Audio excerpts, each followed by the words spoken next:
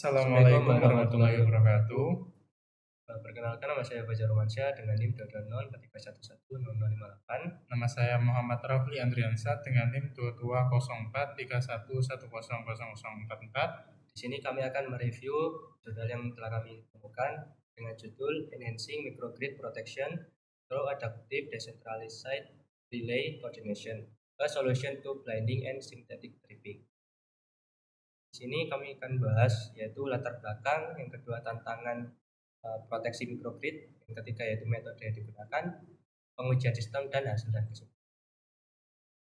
Oke, latar belakang dari judul tersebut yaitu perkembangan microgrid yang banyak mengintegrasikan distributed energy resource atau DER seperti PV atau generator berbasis inverter, membawa tantangan baru pada sistem proteksi.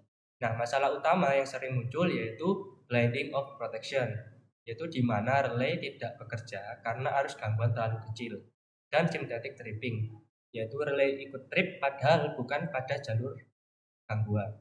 Dalam sistem konvensional, relay diatur berdasarkan arus hubung singkat yang besar dan unidirectional. Namun pada microgrid, terutama saat mode islanded atau mode mandiri, arus hubung singkat menjadi lebih rendah, sehingga setting relay lama tidak akan efektif lagi. Selanjutnya itu perbandingan sistem.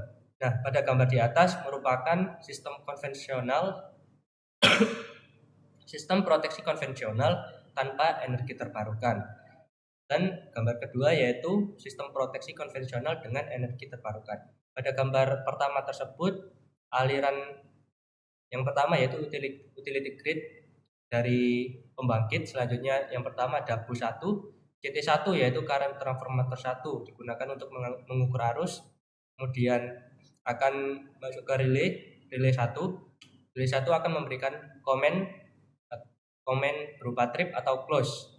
Jika terjadi hubung singkat pada bus 1, CT1 akan mengukur arus tersebut dan relay 1 akan memberikan instruksi untuk trip. Pada gambar yang kedua yaitu disertai dengan energi terbarukan, yaitu seperti PV dan PLTB. Misalnya, tantangan proteksi microgrid yaitu perubahan mode operasi grid connection versus islanded sangat mempengaruhi arus gangguan. Saat terhubung ke grid, arus gangguan relatif besar dan relay bisa bekerja normal. Sebaliknya, saat islanded arus jauh lebih kecil sehingga relay bisa gagal bekerja. Selain itu, keberadaan DER menambah arah aliran daya yang dua arah yang membuat relay kesulitan menentukan arah gangguan.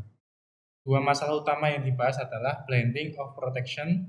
Relay tidak sensitif karena arus gangguan terlalu kecil setelah DER terhubung. Yang kedua yaitu sympathetic tripping. Relay pada feeder sehat ikut terpicu karena salah interpretasi arus gangguan yang berasal dari DER. Permasalahan proteksi microgrid yaitu ada microgrid protection issues, fault during grid connection mode, fault during island mode, blending of protection, false tripping, or sympathetic tripping. Metode yang digunakan yaitu yang pertama, metode yang digunakan adalah adaptive decentralized relay coordination. Intinya, setiap relay atau menghitung ulang setting berdasarkan Thevenin equivalent dari kondisi aktual sistem. Ada dua unit yang bekerja. Monitoring unit untuk memantau tegangan arus dan kondisi DER.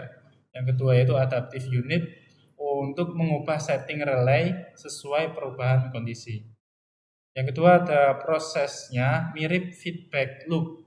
Relay menerima data arus dan tegangan, menghitung ulang arus gangguan, lalu menyesuaikan time till setting atau TTS dan plug setting multiplier atau PSM. Dengan cara ini, meskipun topologi berubah, misalnya penambahan PV, koordinasi antar relay tetap terjaga. Kemudian pengujian sistem. Pengujian dilakukan pada IEEE 9 bus dan IEEE 14 bus. Modified test system. Setiap bus dilengkapi dengan relay arus lebih dan beberapa bus dihubungkan dengan generator PV sebagai representasi DER, setting city, TDS, dan PSM dijelaskan secara detail. Berikut adalah gambar tersebut. Selanjutnya untuk terakhir hasil dan kesimpulannya. Pada sistem konvensional, ketika terhubung, banyak relay yang gagal bekerja atau blending, atau malah trip secara salah simpatetik. Dengan metode adaptif, relay bisa menyesuaikan threshold-nya secara dinamis, sehingga waktu operasi lebih cepat dan koordinasi antar relay lebih stabil.